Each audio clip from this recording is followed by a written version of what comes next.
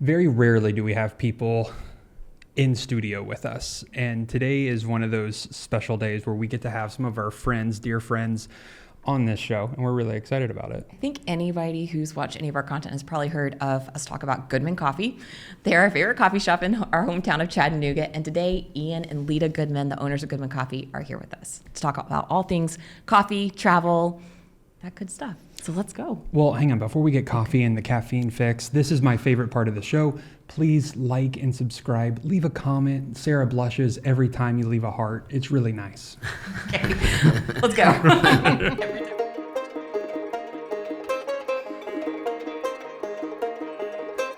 Tell us who you are, where you're from. Ian Goodman, Leda Goodman. I moved here in '92 to start college. Here being Chattanooga. Yeah, moved here from St. Louis, and then met Leda at Covenant. And I was already working at the college. So I'm a little older than Ian. I love y'all's know story. this. Yeah. Tell us your It story. was like a camp counselor kind of vibe, right? Yeah. It was legal. Yeah, it's totally legal. Appropriate hot for teacher. I was not a teacher. No, let it be known I was not a teacher. I worked in admissions, so I traveled for the college. So I traveled 42 states, and I just went and did recruiting.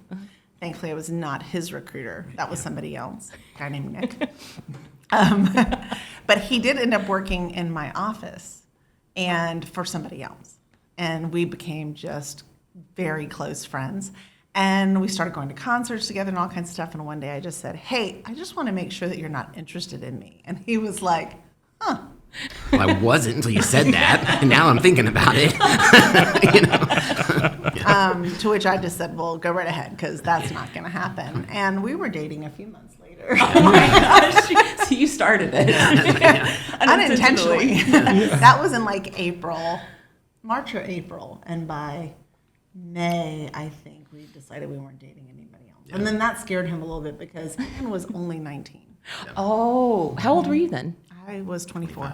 Okay, so not that big of a I was difference. about to turn 25. You were robbing the cradle, though. I was. Yeah. I had dated people older, but he had a lot of maturity because he had already lived in Indonesia for a summer. He enjoyed traveling. We had instantly a ton of stuff in common.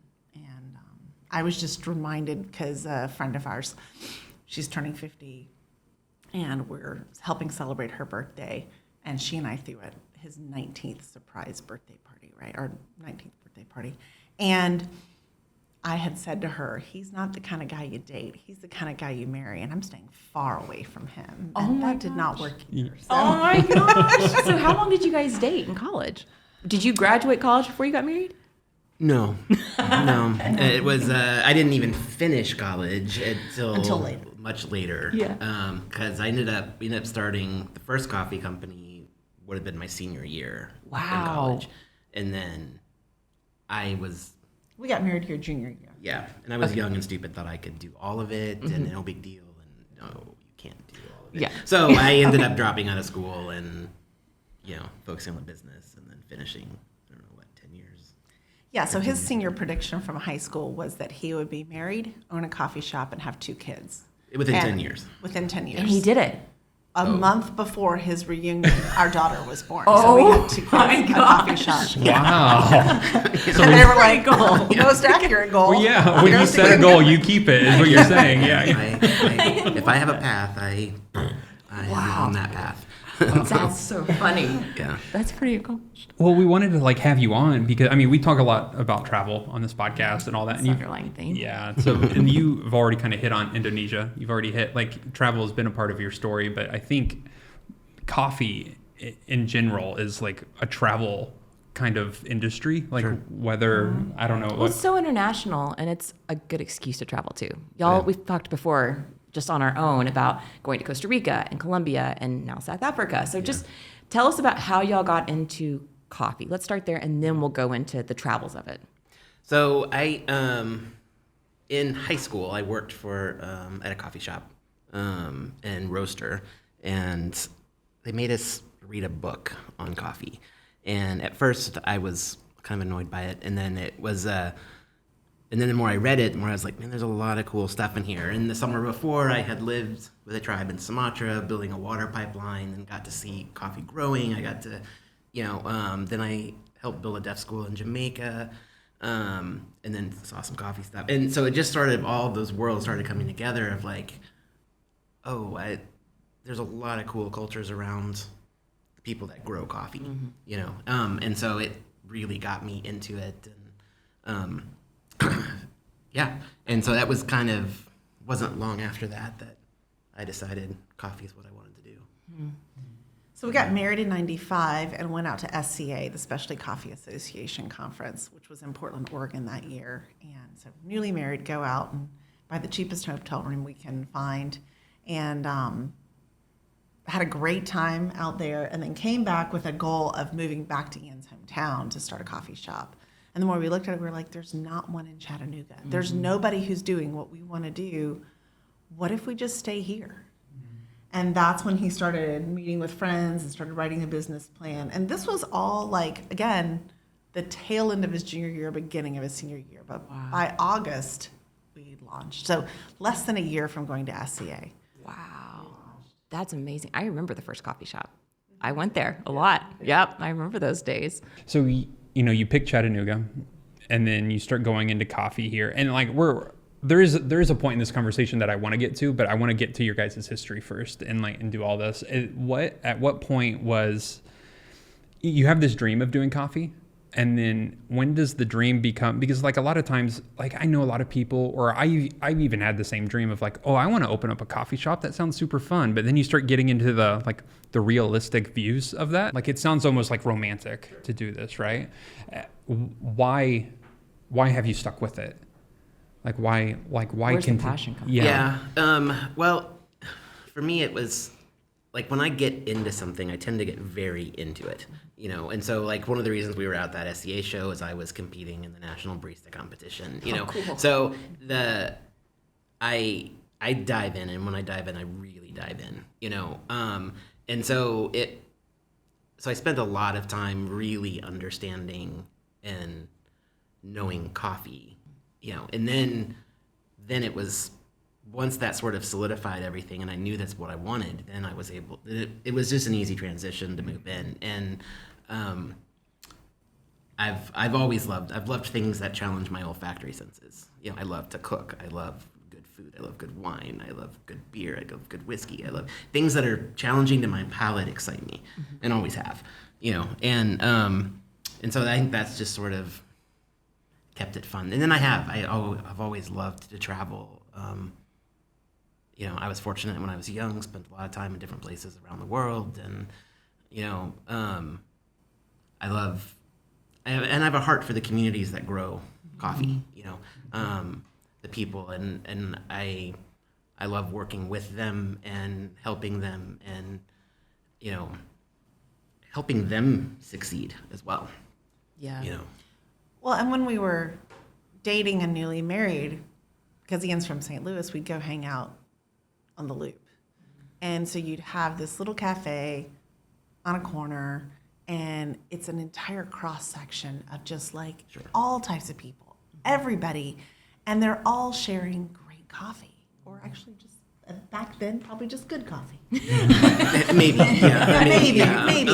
But it was kind of, coffee still, it hadn't really emerged in the way that it has now. It hadn't grown to that, to really celebrating everything in the supply chain and all that. It was still almost kind of like new in that respect. And I loved that aspect. I loved being a little skateboard kid that looked like a skater, sitting down having coffee next to professors from Washington University, next to moms, next. I mean, just this huge cross section of people and lives, and but all congregating around just communicating and enjoying life over coffee, and that was always really appealing to me. So that's why we did our first one. Yeah. Is that okay? That was one of our things. We wanted everyone from every socioeconomic status to feel like they could come and enjoy coffee. And I feel like you guys still do that really well, even at your current coffee shops. And I have to say, like, we love good coffee. Like, we've gotten much better about recognizing good quality and learning about it, but we're still very new to it. We're nervous every time we talk to them. We're I know. I don't feel like to I can ever recommend a coffee shop to y'all. But it's always been the community aspect of a coffee shop, how it brings people together, that we just absolutely love. But a step further would be the people behind the coffee. And that's one thing we really love about y'all's shop. And then how you guys source your coffee is that there's a whole story behind it. So could you talk to us about how you source the coffees and how you have, oh, that's a big question, how you helped, I mean, you have a background, Leda, in like entrepreneurship, and you've helped the people in Columbia specifically develop their business and continue to grow it. So I know that's a lot of asking, a lot of big question there, but could you just tell us specifically how you have sourced your coffee and given back in a way? So we do. We basically start establishing relationships with farmers. So we'll get to know them. We'll get to know, what they do. Get to know their coffee and start establishing and building that relationship. And most of our coffees are done in that way. Sometimes it's the farmer reaching out to me and we get that. Sometimes it's me reaching out to the farmer and starting to establish that. But really it starts with building a relationship between the two of us and understanding what each of us do and how we can work together. And so we spend a lot of time working with the farmers, and sometimes we just source with a broker, for small things, the stuff that we don't go through a ton of, or But our goal is really to work and build that relationship with the farm or farmers in an area, and because the way I look at it is our success is very dependent on them being successful. If I can't buy good coffee because they don't put the effort into it, because they don't make enough money to put the effort into it, then it causes me to suffer, and I'm not able to do as well with that. So I look at them very much as part of the team, and we're collectively working together, and it is in our interests together. It's my interest that they succeed, and it's their interest that I succeed. And the more we can work together to help, the more it enables everyone to become successful. So part of that we try to do programs where, if there are things that they need to help their business grow, whether it's, tools for fermentation or moisture meters or raised beds. We've done different sets where we've helped supply those for them to help them continue to expand and grow and enable, and it just helps with the quality of the coffee. It helps with that, but it makes them more successful, and it makes us a team, because we're very dependent on each other, So how do you make those relationships though? Like, do you sit there and like get on an airplane and get into Columbia and you're like, I need a farmer, and then like you just drive off, or like how does that work? Yeah, usually we establish that first. So we'll meet. I'll meet and talk, and I'll get coffee in, and I'll, because it also has to be a starting point of what they're producing is something I need and want, and because there's lots of farmers out there that produce good coffee, but it's not exactly what, I have to. So I'm trying to find something that fits the niche I'm looking for. And then, they'll send up samples to the U.S., and then we'll roast them and taste them, and then we'll start going through what kind of their portfolio of what they do. And then once we start that, then we try to go visit, and build the relationship even further. Okay. So historically, when he first started roasting coffee, he was interacting with Erna Knudsen and buying coffee, and she would recommend different things. It was going through her as a broker, and she was just like in love with, I think it's Tanzanian peaberry and a couple of other things. And she would really push these different, like, here's a Sumatra coffee. This one's just really going to be amazing. And she kind of helped him know what to buy back in his 20s. Wow. And so he'd come home and was like, I was talking to Erna today, and here's some things, and I've just bought all these. And he'd be super excited about it. And then fast forward years, now he's, instead of having to go through a broker, which, as he said, we do for some coffees, for the most part, there's a lot of times Chattanooga's a destination city. People will, it's crazy that it's a destination city. But people will, like we met Lucas and Sophia, who are with Unblended, and they came up for a visit, and I ended up talking with them. We found common interest in entrepreneurship. He's in Columbia, did his MBA at Clemson. Wow. And so as we start talking about things, then we decide, oh, well, let's go down there. Or as we, just interact with people. And some people like Anna, who we work with from Guatemala, she has close family friends who live here in Chattanooga. Small and world. so she comes up to visit her friends from Chattanooga. And it's like, this is crazy. But globally, we're just adding in on this industry that has existed for such a long time. And it wraps the entire equatorial belt. And it's people who have made their livelihoods like this. So we're just like this small, we're almost like the little caboose on the end of this really large train that's eventually saying, oh, by the way, everything has arrived, and now you can buy this. And so trying to pass that on to the customer, we're just building on the long history of it and trying to honor everybody whose hands have gone into that. So from the people who are planning to those who are picking on the hillside and have been doing this multiple generations in their families. And because they're getting discouraged in the industry, they start looking for roasters like us and for people who are going to honor the storied history of what they're producing. And then immediately, even when there's language barriers, we have so much in common because on a cupping table, Ian and somebody who speaks a language that he does not know will both gravitate towards the exact same coffee. Oh, and that's cool. That's the one. Or these are the 5 that I want out of the 24 that we just cupped. And so you're looking at that, and they may not even be able to communicate, but they all want those. And then you begin to understand what's gone into those and how people have cared for them. And even the growers who are caring for the pickers and making sure I'm going to pick them up by this time. Carolina in Andes, Colombia, she'll go and pick up women, and she'll have to ask permission, and then she'll go and pick them up in the mornings to take them to pick and then to have them home in time to cook dinner for the family at night. Wow. So here she is creating this entire community that is sustainable and then celebrating. And then we just get to come in and help people get excited about what they're doing and see that other people value it, and now they're going to do that more. Wow. And reversing that discouragement that happens in the industry. And because we see a lot of discouragement, and coffee tends to be a very exploited, agricultural product with the people, and so finding ways to help them, and then most coffee consumers don't, when they have a great cup of coffee, they think of it as the roaster. And while I may have brought everything out, I am only making that as good as the work of the farmer. I can't make it better than what they did. I can make it a lot worse, but I can't make it better.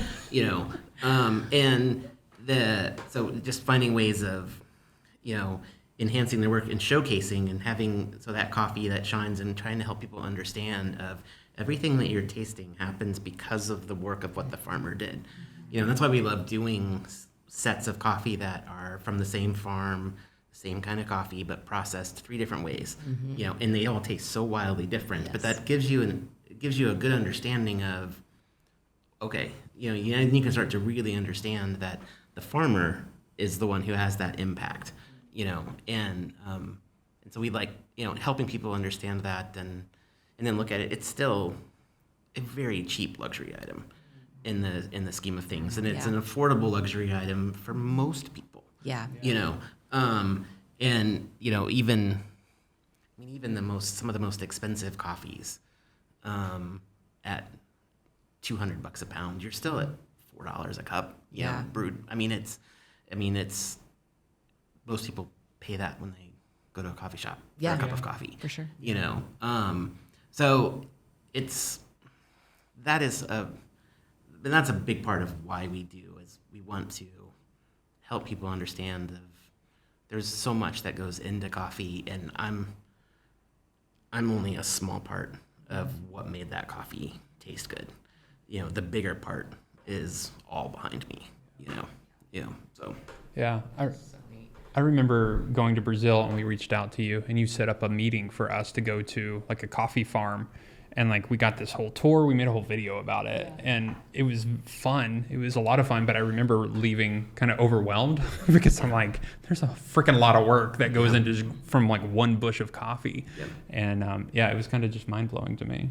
Like the amount of time that goes into one cup of coffee, like how many they're not beans, they're cherries, right? Yeah. Okay, they're right. Yeah, How many cherries there's that go into there's seeds okay. of a cherry, but the time. yeah, I mean 80 to 90 hand-picked cherries to make one cup of coffee. When you see it like You that, know. $4 seems so cheap. So cheap, right? And you could see how people would get exploited really easily around the world for that. Yeah.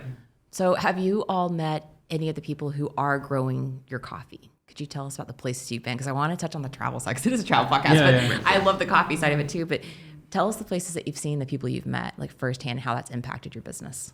So we've been Guatemala, we've been Nicaragua, Costa Rica, Colombia.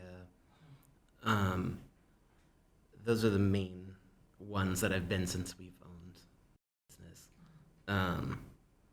But yeah, so those are the ones we've traveled to, and then we'll be in South Africa in October, and I'm hoping to do a little side trip to Rwanda.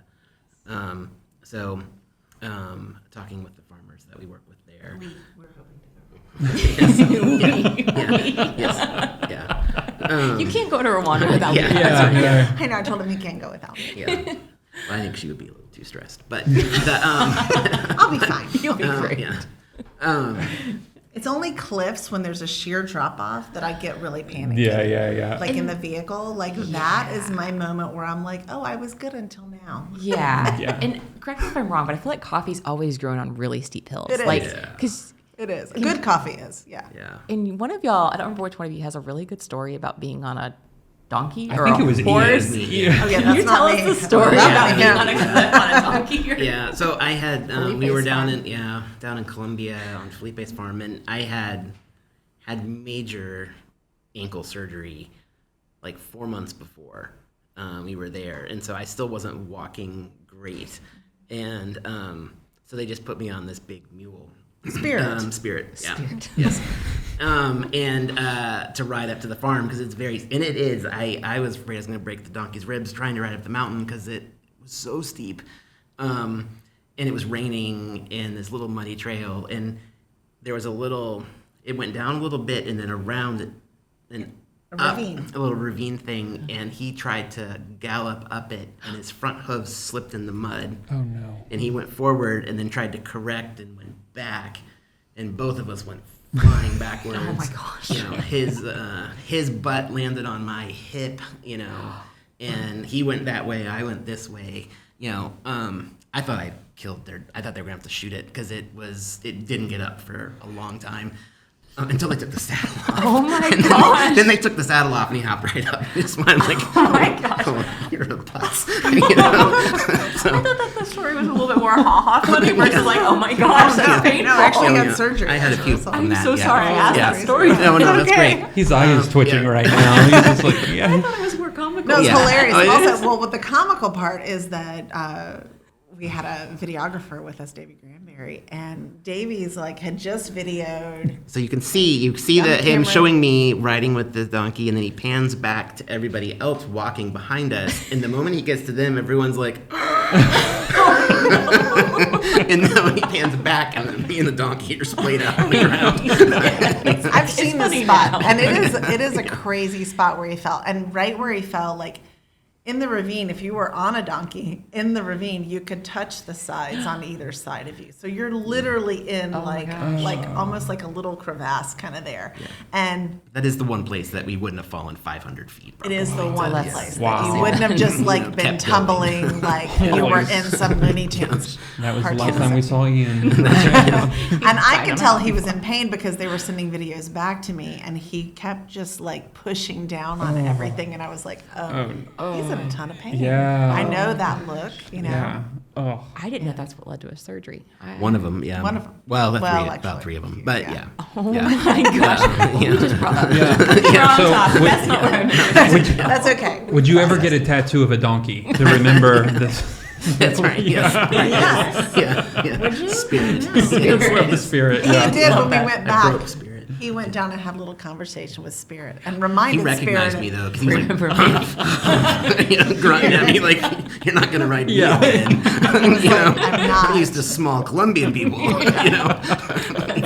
No, but I think that one of the things that I love about that farm is even when you go down to visit Spirit, they're feeding him sugar cane that's grown on the farm. And then they've got like everything that has been built there is pretty much from the farm.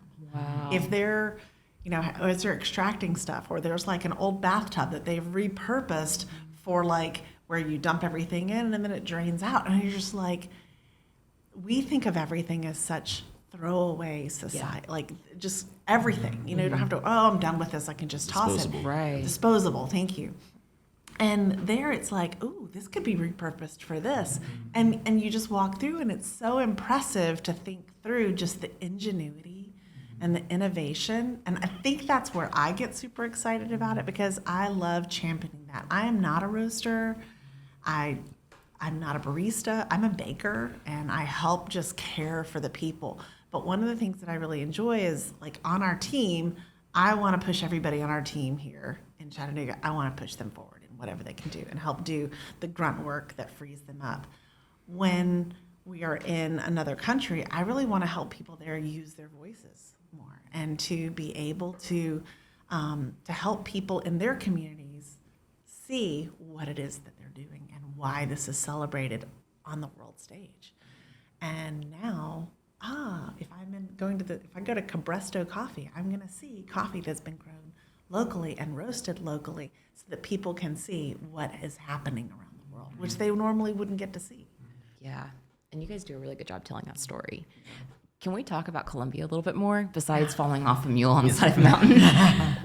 I think a lot of people, especially in the U.S., they still think Colombia and they think what Colombia was 20 or 30 years ago. Like it's come a long way. Narcos. Very, Yeah. very long way. But it's come a long way. And that's one of those places where, we're going to be hitting up in the next few months. And we're so excited because you guys have gotten us really excited about Colombia. But just, could we talk about why you love it so much? Like, what is it about? Like, help us get past the perception that we have of Colombia. Tell us what it's really like. The people are amazing. The countryside is beautiful. It is especially, I mean, most of our time has been spent either in the countryside with the farmers or in Medellin, and that's a really nice city, and so you have kind of the best of both worlds. There's a lot of cool cultural stuff to see, a lot of great restaurants, a lot of great, and that's just, it's a fun city. But the people are just really nice people, and they're very welcoming, and they're very easy to spend time with, and so I mean, and it's a beautiful country. I mean, just a beautiful country. There's something about traveling down there and getting to know people and being in not just being a tourist, but actually being in their homes. Just interacting with people and finding that there's so many people who do speak English because neither of us speak Spanish or any of the other languages that we work with people from. So we do rely heavily on translation, and we're both fairly sad about that. But we do own Babbel. Not sponsored. It's like- You should reach out to them.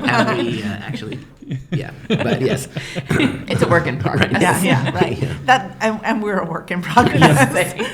We try really hard, and I think that's one of the things that I really love is if you're in the city, it definitely feels cosmopolitan. I mean, it feels like you can walk to the grocery stores. There's everything you'd want, and we always make a big grocery store run before we fly back. Normally, especially for Tyler, our production roaster, if he's not there with us, we buy him as many gummy candies as we can, and all the little treats, and he loves all of that. And then if we're out in the country, I mean, again, it's just so like you're eating fresh papaya that was grown on the farm and harvested that morning, and so and bananas, and so you start the day with fruit and then move to like arepas and eggs and coffee, and then you have coffee again in the afternoon. And we don't typically think through that way, but they have a small cup of coffee mid-afternoon, kind of at the end of the picking. Or at 10 o'clock at night. Or 10 o'clock at night. Well, yeah. Oh, I could get behind afternoon. I don't know Yeah. about 10 o'clock, but afternoon I could too. But one of my favorite things is I really hate the time change that we have, like daylight saving, Yeah. all Oh, that yeah. stuff. And because it is really close to the equatorial belt, like the sun is up at 6 a.m., Yeah. the sun is down at 6 p.m. And it's like that All the year. entire year. Yeah. It's crazy. And I'm like, you don't have to change things. And we typically, we work, like we're doing stuff all day long and we're just interacting with people. And so when you go to sleep, you are exhausted. The last time we were in Colombia, there was actually an earthquake not too far from there. Oh, no way. And the house we were in, like everything shook. And I like woke up and I thought, we're having an earthquake. This is it. Everything seems fine. And I just went, Yeah. and it was just this feeling of, and I think that surprised me, this feeling of we're protected, we're with great people, they will guide us, and just that feeling of being careful, being cautious where you go, but also the people are absolutely lovely and want to share things with you. And when you're sharing something like coffee, it makes it even easier. Yeah. Or whatever else it is that you're sharing. Yeah. Like it just came back full circle to like the community and coffee shops and the people, and I love It's like that. they know what they're doing a little I know, bit. right? I know. Yeah. Right. All right, I want to get into the nitty gritty right now. I never know what he's going to say when he says You're that. traveling across America. You're in a car right now. You stop at a city. Like, where do you go? How do you find the good coffee? Because I know you guys, and I know that you like good food. And so, like, what is the process in your mind? Like, how do you find these coffee shops? That's a good question. I usually look for local stuff first, and then see, and then I'll ask people that I know that have been, hey, I'm going to do this city, anyone I should hit up and try when I'm there, but then just go and try the local ones, and you can usually get a good feel for,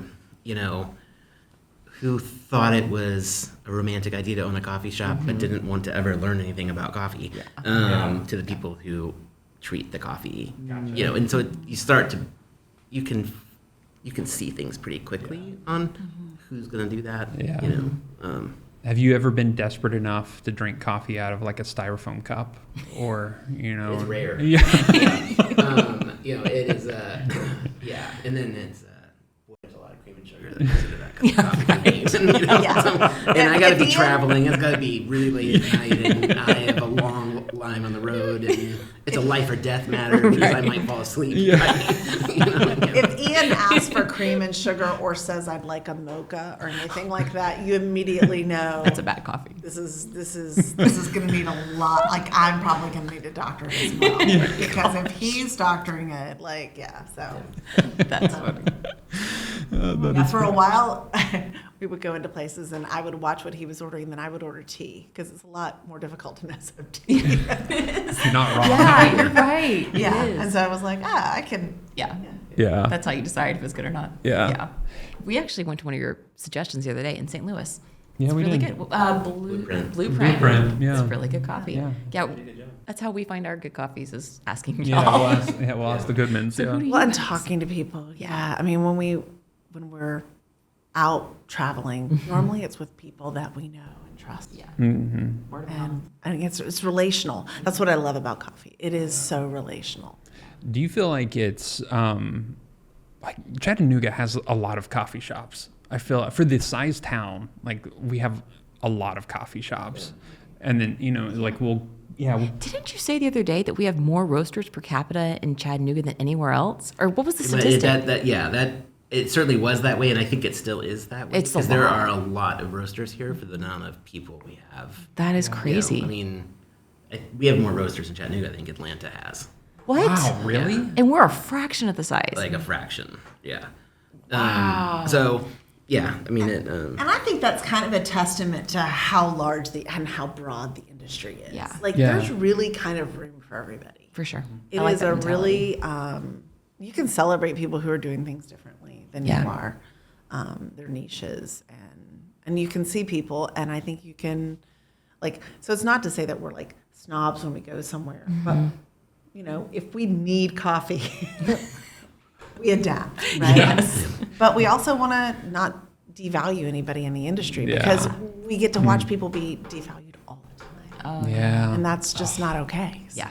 You're making me feel guilty because I'm like, oh yeah, no, I'm a total snob when it comes to coffee. Well, we have our favorites and Well, least I mean, favorites. but, Yeah. you know, But I mean, that's one thing we love about y'all shop versus, like, there are some others even in town that we go to and we don't feel that welcome there. Like, we don't feel like we feel like it's absence. Like, it just feels a little bit pretentious, or it feels a little bit like we don't see the story behind the coffee. And that's why your coffee shop stood out to us. And like, obviously the quality is great and everything, but like, we like seeing that full circle of like, we know that you're valuing the farmers, and there's that whole like, from plant all the way up to roaster. It's just such a Yeah. important thing. We used to live in Seattle, and we lived right next to this pretentious coffee shop. They did not roast or anything. They just sold the but coffee.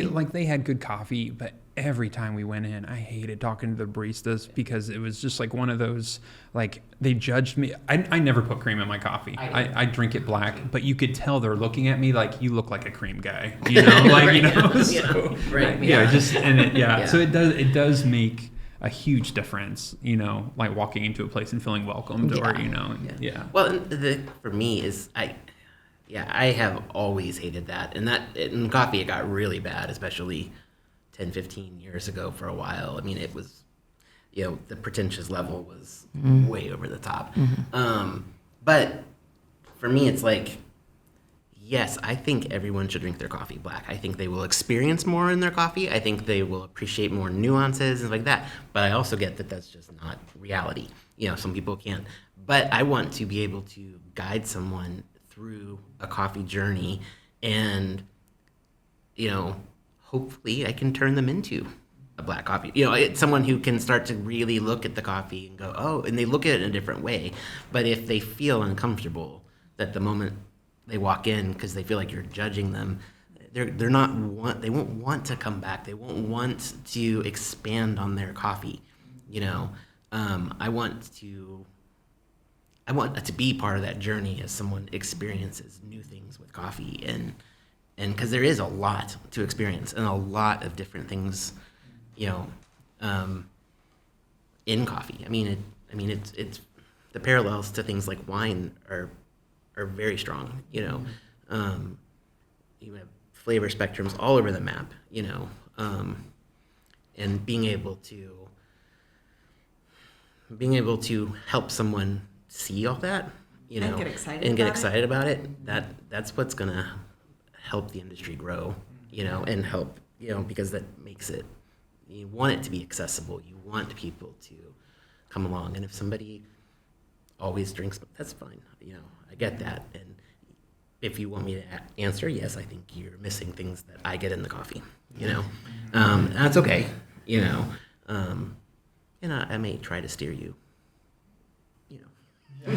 In a very nice way. Yeah. I drink a quad Americano every morning with milk. Yeah. And makes I you feel love better. it that Yeah. way. And I always tell him that I'm here to make everybody else feel comfortable. If he doesn't want to drink it black, I just want to let them know it's okay. I used to have sugar, but I can't do that anymore. Yeah. So now I just have my quad Americano with milk. But if he's cupping coffee, I'll taste it. Yeah. black. And I really enjoy that. And I appreciate all of that. But if I'm going to like have the part of my day that I'm like looking forward to, it's going to have some milk.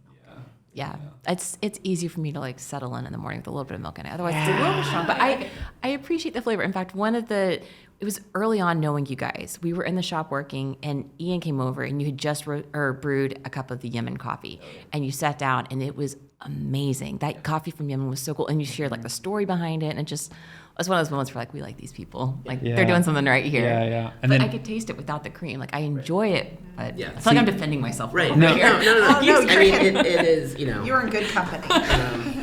And I get that. And the thing that is, when I convince people to try it, I was like, you have to go 3 weeks or so, and force yourself to, because we have a complete turnover of our taste buds about every 3.5 weeks, and so you can change the way you taste by just sort of pushing through something like that. So you can shift the way your palate perceives things, after that, and then all of a sudden it's like, oh, I get it, Yeah. That's super interesting. I didn't know the 3.5 weeks thing. Yeah.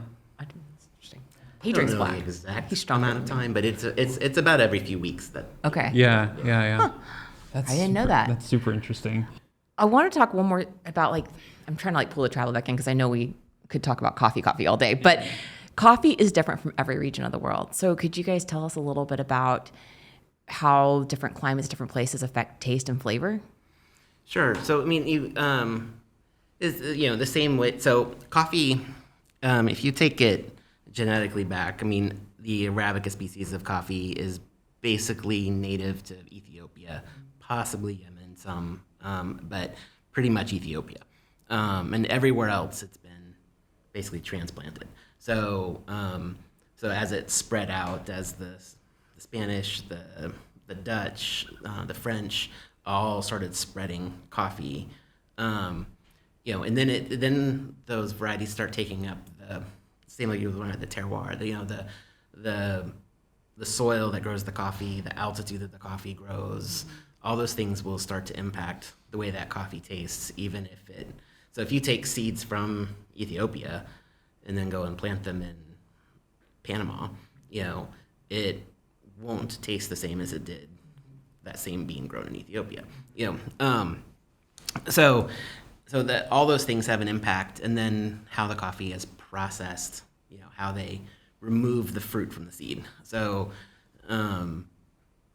those things will have a huge impact on the way. But I mean, altitude and climate and all have a big impact on the way. And so it's sort of same with like grapes. The harder the grape has to work to grow tends to get more complex and sweeter. And I mean, you'll have more concentrates, more things. Same with coffee. So you get as we get them on these rocky mountainsides, or you get them. I mean, Yemen is a rough environment, but it produces wildly complex coffee. But from a super high altitude. Have you been Really? to Yemen? Not many. Yeah. I would like to, and I've talked to a lot of the farmers there, and I mean, they've talked about me coming to visit, but We've had Mokhtar here. I've had some here, but there's a lot. Yeah. It's not a safe place. Yeah. Yeah. And I know that there's like this big debate that coffee either started in Ethiopia or Yemen, right? Or people argue about that. And yeah, it's just super interesting that it's from those types of terrain. Yeah, the Arabs. Well, they're really so close. I mean, They are right really across close. the Yeah. Red Sea, basically. Alabama, Barely. Mississippi. Oh yeah. Wow. Yeah, I guess it is. I mean, it's really not that far. Yeah. It's Ethiopia and then the Red Sea. And It then is across the Yemen. water. Yes, Okay. yes, Yeah. literally. Okay. So But I mean, the Arabs in Yemen are definitely responsible for coffee. What we think of as coffee and the shop and having coffee shops. I mean, they were very much the reason why coffee became a global product. And even we get the mocha, we think of as chocolate. That comes because of coffee from Yemen, because it was shipped out of the port of Mocha, and then it was chocolatey. Oh, I didn't know that. And so Okay. and there's a ton of history in the world of coffee, and we owe a lot to that culture for making coffee what it is today. I think that's such a theme. We owe a lot to so many cultures, people who have been sustaining this, that we cannot grow that. We have a coffee tree on our patio that we've had for 26, 27 years. You We have do? to bring it in the winter, and then we take it back out in the fruits, and I summer. get coffee off Fruits, of we get, it. but No it's never way. going to taste like anything. We need to stop by their house. Is it any good though? I started after talking with some of the farmers so I've started freezing the cherries. Okay. And then I'm going to try. We've also Thaw made ferment them. you can take the leaves and you can make it's like a tea out of Really? it. Mhm, with the leaves. So I wash them and then cut them and then dry them at a really low temperature, 150 degrees, and to oxidize them, and it tastes like a nice oolong. But it's Interesting. so that's a really And the blossoms are amazing. the And they flowers just are smell sweet, like kinda jasmine. And Yeah, they're just tastes kind of like wonderful. honeysuckle. Yeah. yeah. You need to box those beans and put a premium in your coffee shop. Porch Goodman's coffee. Yeah. local coffee. Yeah. Locally sourced. Yeah, but we have to like care for it because our climate, I mean, in the winter, Oh, it's so it harsh. is as large as a Christmas tree, and we Oh have to my bring that gosh. in the house. So we have it on wheels. I had no we idea. roll it in the house, and then as soon as it gets to where it's not, it doesn't go below like 45 degrees Fahrenheit, then we can roll it out. But if That's it's like, crazy. oh, it's gonna get low, and it's not like you can watch the freeze warning because that's way too low. That Right. will kill it. Yeah. So you have to watch it like 44, 45. I have Wow. to roll it back in real quick for the night, and then I can put it back out. And it loves it. It thrives. I had no idea And, y'all were uh, down Goes there on a doing trip that. every Yeah, winter, it right? does. Yeah. It's been That's doing this commitment. for a really long time. I had no idea you guys were doing that down the street from us. That's so Yeah. funny. That's so funny. And it takes wanna like see two of us normally to roll it in the house. Like it's a pretty big tray. It doesn't have like a true canopy in that it has a fabric Okay. canopy. Unlike, in some of the countries that when we're talking about shade grown and we're talking about canopy, I think that's one of the things that excites me the most is every country has different shade and different canopies. So you might have like clove trees and banana trees and citrus. You might go somewhere else and it's avocado trees and guayabania. Yeah. So Guayabania. different. It looks like this like spiky melon, and it's really very medicinal. It's really amazing. So there's just all like different countries. Costa Rica has a lot of that, and Guatemala has a lot of citrus and clove. But when we go to like Colombia, they don't have a lot of clove. They have a lot of other trees. They have these like eucalyptus, giant eucalyptus. So the coffee's growing on the hillside, and it, the clouds are rolling in. Like there's just so many amazing things. And it's giving you guys a good chance to travel and see a lot of the world. And more coming up. Africa for the first time, right? Yeah. First time. I can't wait for that. I'm so I know, excited. I'm excited. I think it's just so admirable about like how you guys have started a business and you haven't made it just about yourselves, and not even just locally, but like globally, like you've impacted. And I think, I just think it's super interesting to have a business that does that. And because, most people, they'll start some, like I don't think they can think of it on a global level like that. Well, I mean, even just like encouraging women entrepreneurs. You guys we're at Common House right now in Chattanooga, which is our co-working space, but you was Women in Coffee, right? Last year. Building a future for women in coffee. Yeah. Can you tell us about that?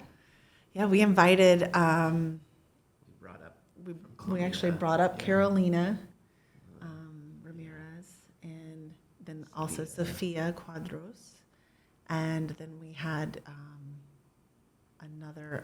She works in she's working broker at Ally Coffee. Yes, we just had So we had different people, and then we just talked a little bit about that. And when you begin to understand, I mean, like one of our speakers, she had relatives killed by FARC on her property, and so now she's gone back in to farm that land, having already served as an attorney or a lawyer in Colombia, in Medellin, and then coming back to say, I just really want to care for the people in my community. And so she's getting back to these agricultural roots. And so you see the history, like that was just, like you said, 20 years ago. Right. And well, it's hard. I mean, there's, sure, women in the U.S. have challenges, no doubt, but it's hard to have an appreciation for how different it is in some of these cultures, and it is. And so some of these different women farmers we work with, the challenges of the things that they go through are significant, and much, much, much more difficult for them to succeed or to, yeah. So Yeah. exploitation comes easily in all of these, and that's not just in the whole industry. That's just like even in individual relationships. People who have to, like Anna typically has to take a man to market with her to actually speak. And so, and to grade the coffee that she's grown and cared for. But eventually she's been doing it for a while now and has created such a great reputation that other women are coming and bringing their coffee to have her take it to market to get a good price too.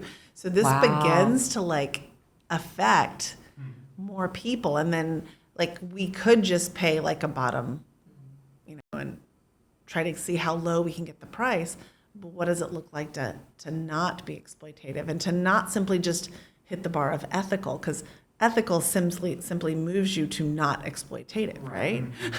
I'm not exploiting, therefore I'm ethical. But what happens if you actually move it further and you actually seek to bless people? You actually seek to like see people and to honor them. Now we're moving into a whole different game, and just like how we help people move their families, their communities, their lives forward. So that's really what we want to seek to do. And that also means that we have to be careful not to exploit our customers here or our own lives as well, as business owners. And you talked earlier about just like, I teach entrepreneurship. As an entrepreneur, it's really easy to be like, oh, I'm going to take care of everyone. I'm going to pay everyone. And now I'm just robbing my own life. I'm not sleeping. I'm stressed. I'm overwhelmed. So what does it look like to care for my employees? What does it look like to be sacrificial? And so that when we can sacrifice, then that means everybody wins. It just moves the needle in a place where people are thriving and flourishing, which is ideally what we're supposed to do anyway. Is there something that people can look for? Because obviously, like, I mean, if people come to Chattanooga, we always point them to Goodman's Coffee, right? You know, like, we don't see a kickback or anything. We just, like, we love you guys and love the coffee and product that you produce. But, like, when you're traveling and going to these different, coffee shops, is there something that you can look for? You're like, okay, these people are actually taking care of the farmers, or, like, it's like fair trade, like you said, fair trade is just sort of like the bare minimum. You know what I mean? Like, it's like you're just above. It's expensive for farmers. They have to pay a lot to be certified. Right. They have to pay if they want to be certified organic. Yeah. They might be organic because they can't afford fertilizer. Right. But they can't be certified that because that involves money. So again, it's like you begin to understand like some of the political things that are like, that sound really good. And we kind of like look towards disruption and like, where are people like looking at like, okay, there's systems in place, but actually there's people who exceed all the requirements for fair trade and organic and cannot be certified in those. And they care for their people well. There's even brokers who will go in and they will provide schools for the children of the families that are picking. And they're doing all kinds of amazing things. Yet, because they don't meet the qualifications on some level, they can't be certified that way. So kind of digging deeper, but I think one of the best things I would do is when you're traveling, ask people, where's your coffee come from? Tell me what excites you about it. If you're doing what we're doing, we love talking about it. Like, I'm not a barista. Ian, Tyler, Peyton, all of them are. Kosi, Beth, all of them are. But ask any of us what we love about a coffee, and we'll just not stop gushing about different things because we get excited about the history of it and the stories. Maybe that was a long answer. No, that was so good. It makes Yeah. me excited too. Yeah. Like, that's what we love. And we love your coffee, but we also just love how you guys see the people behind it. And because you guys have taken the time to get to know those farmers on a deeper level, you know that they're producing really high quality, possibly fair trade or organic, and we would never know. So we're getting that. So if people wanted to taste a cup of Goodman coffee, how would people find you? How do we get your coffee? GoodmanCoffee.com is if you're not in Chattanooga, but yeah, that is the easiest way, and we ship all over. And if you are in Chattanooga or within a drive of us, just come visit. Yeah, they have 2 locations. Yeah. I should mention that. Yeah. Well, one on their porch too. Apparently, just a friend of ours, before we owned this coffee shop, used to say never go to the Goodmans and ask for coffee because first they've probably given their grinder to somebody. So they're gonna have to like go get some coffee beans and they're gonna have to roast them and then they're gonna have to do this and eventually you'll get your coffee, but they only have a hand grinder because they keep giving the other ones away. That's funny. And it was so true because like. We'd find out that we have a really nice grinder. This is like the story of most of our marriage. Get a really nice grinder, find out somebody's house caught fire. So we're like, hey, you should take our grinder. And then we got this brewer I really liked, and somebody else's house got hit by a tornado. So we're like, hey, you should take this brewer. And like, so it's just kind of hilarious. So don't come over for Don't come coffee. over for coffee. Okay, just go to the shop go to the instead. shop. Go to the Yeah. shops. We actually normally just have coffee at the shops. Yeah, well, we're there all the time, so yeah. I mean, very seldom have coffee at the house. Yeah. We know where to find y'all. Right, yeah. Guys, thank you so much for being here. This was so fun. Yeah, it was a lot of fun. For us, we love following all your travels and are excited to continue following all of them. Maybe one day we'll travel together. That'd be great. So fun. Yes, fun. it would be. Make it happen. But I have a plan. Thanks, guys. Awesome. Thank you. Thanks for listening to What No One Tells You with Chris and Sarah. If you have a comment or question that you want answered on the air, be sure to send us a message to hello@chrisandsarah.com, or you can call or text our phone number at 423-825-9572. Thanks for listening.